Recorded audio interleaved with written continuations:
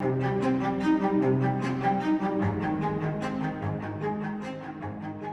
literary piece that I chose to describe what's taking place in the 1990s is Jonathan Franzen's Corrections. Now, we've just covered David Brooks' Bobos in Paradise, and Brooks has put forward this idea that there's this new type of ruling elite in the United States in the 1990s and 2000s.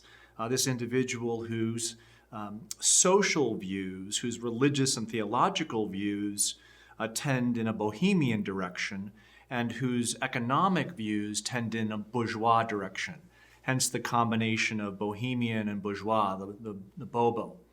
And he does an excellent job of telling us that this person wants to do good, but also wants to live a very happy and materially enjoyable existence.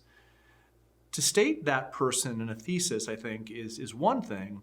To try to get a picture of how that person lives is another. And as I've mentioned time and time again for our great authors who write these kind of decade-embracing novels like The Corrections, what they do so well is they capture the spirit of the age, or they capture the spirit of a person in the age. So I'm not trying to say here that every individual living in the United States lived like the character in Franzen's Corrections, but what they're experiencing in this time is a common experience. So let's turn to the Lambert family, the family that Franzen gives us a fictional portrayal of. And let's turn in particular to the person of Gary Lambert. When you read the beginning of the chapter and you see what Gary's life is like, Franzen says something like the following. He says, Gary very much enjoyed being able to pick his private schooling options for his kids. He very much enjoyed his investment opportunities. He very much enjoyed being an individual who could choose a lot of things.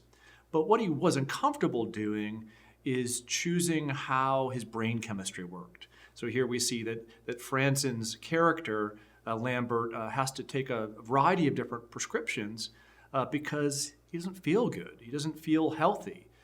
He's off-put by the world that he lives in, even though he's bohemian and even though he's bourgeois, even though he has a beautiful house outside of Philadelphia and a beautiful wife and children, even though he seems to have kind of made it, he's unhappy. So that's the problem identified by Franzen in the novel. But what is the solution that is offered, if any solution is offered? And I think the solution comes in just realizing why there's a problem in Gary's life, that no drug is going to be able to take care of. Gary's upset with two sets of people. He's upset with his parents, who live in Minnesota, and he's upset with his wife and his children. Not all of his children, but a couple of his children. What's wrong with his relationship with his parents? Well, his parents have their older way of doing things. They're company men, they're company people. They are your perfect Midwestern archetype. They do what they're told. And here Gary's trying to tell his father, don't do what you're told. Actually make a decision that's in your best interest. So here Gary's argument is with the past, right? He's not nostalgic about the 1950s. He knew that change was needed.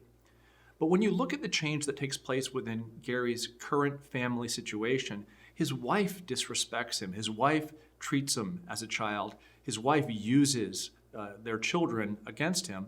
The correction that's taken place familial, societally, between the 1950s and the 1990s has also upset Gary. So he's unhappy with the 1950s perfect nuclear family. He's also unhappy with the 1990s version of that family. Why is he unhappy?